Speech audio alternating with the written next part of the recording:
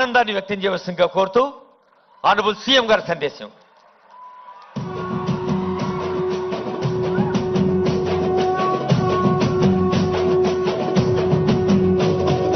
మూడు రంగుల జెండా బట్టి సింగమోలే కదిలినాడు ఒక్కరో కాంగ్రెస్ సూర్యుడు మన రేవంత్ అన్న నిగ్గదీసి అడిగే మొనగాడు వీడు భూమిన వానైతాడు కిరసాదల ధైర్యం వీడు దొంగ దొరల వ్రతం పడతాడు మన రేవంత్ అన్న పేద ఇంటికి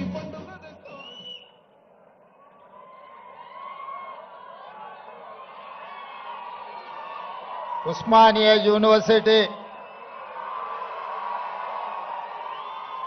యువమిత్రులందరికీ అంతర్జాతీయ మానవత్వ దినోత్సవ శుభాకాంక్షలు. డిసెంబర్ 2025 108 సంవత్సరాల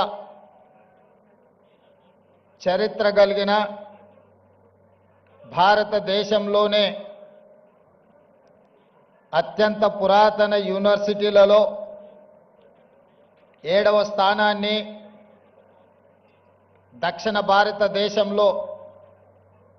3వ స్థానాన్ని ప్రాధాన్యతను ఆక్రమించిన ఉస్మానియా యూనివర్సిటీ గొప్ప చరిత్రను పరిగణలోకి తీసుకొని వేలాది మంది ఉస్మానియా యూనివర్సిటీ విద్యార్థులు, యూనివర్సిటీ వైస్ ఛాన్సలర్ గారు, ఆర్ట్స్ కళాశాల ప్రిన్సిపల్ గారు, అధ్యాపక సిబ్బంది, పూర్వపు విద్యార్థులు, నేడు చదువుకుంటున్న విద్యార్థులు వేదిక మీద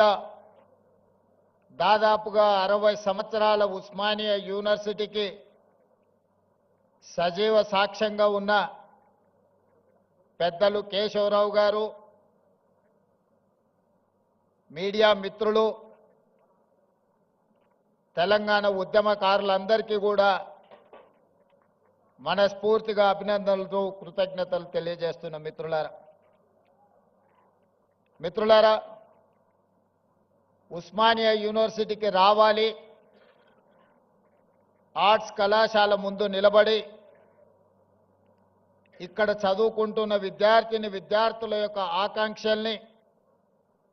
అడిగి తెలుసుకోవాలి. ఒకనాడు తెలంగాణ ఉద్యమ సందర్భంగా ఈ వేదిక మీద నుంచే స్వరాష్ట్ర ఆకాంక్షను బలంగా వినిపించి 4 కోట్ల తెలంగాణ ప్రజల యొక్క ఆకాంక్షను ఈనాడు సాధించిన తెలంగాణ రాష్ట్రంలో సమస్యలు పరిష్కారమైనవా లేదా, ఒకనాటి తెలంగాణ చరిత్రను భవిష్యత్ ప్రణాళికలుగా మార్చుకొని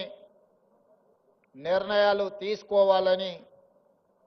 మీ అందరినీ కలవాలని నిర్ణయించుకున్నా. ఆ సందర్భంగా కొంతమంది మిత్రులు కలిసి సూచన చేసినప్పుడు ముఖ్యమంత్రి గారు చాలా ధైర్యం చేస్తున్నారు, ఉస్మానియా యూనివర్సిటీలో ప్రజాప్రతినిధులను, రాష్ట్ర మంత్రివర్గాన్ని లేదా ముఖ్యమంత్రి గారిని అడ్డుకునే ఒక చరిత్ర ఉన్నది, మీరెందుకు ధైర్యం చేస్తున్నారు అని నన్ను అడిగారు. అంటే వారికి ఒక్క మాట చెప్పిన, నాది ధైర్యం కాదు, నాది అభిమానం. మా సోదరులు, మా తమ్ముళ్ళు, మా చెల్లెండ్లు తెలంగాణ భవిష్యత్తుకు పునాదులు వేసే మా యువమిత్రులు ఉన్న ఉస్మానియా యూనివర్సిటీ ఆర్ట్స్ కళాశాల దగ్గరికి వెళ్ళడానికి ధైర్యం కాదు కావాల్సింది, అభిమానం కావాలి. గుండెల నిండా అభిమానాన్ని నింపుకొని ఈనాడు ఈ ఆర్ట్స్ కళాశాల ముందు నిలబడి మన భవిష్యత్ ప్రణాళికలను రచించుకోవడానికి నేను ఇక్కడికి